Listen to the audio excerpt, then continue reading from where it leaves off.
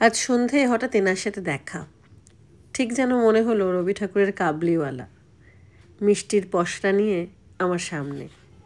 ছিল দিলখুশ, গাজরের হালুয়া, নিমকি, আরও কত কি।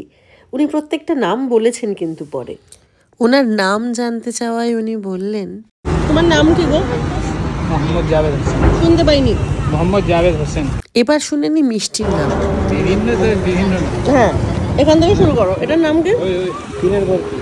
আচ্ছা, এটা আফলাতুন। আফলাতুন। আচ্ছা, ওদিকে তো মুরব্বা। Milk cake. Milk cake. পাশে একটা করাচি হালুয়া। করাচি হালুয়া। গাজরের হালুয়া। আচ্ছা। ছানার হালুয়া। মাইসুর পাক। আচ্ছা। ঠিক আছে। নিমকি। নিমকি। আর ওই দিকেরটাকে পালাঙ্কড় বলে।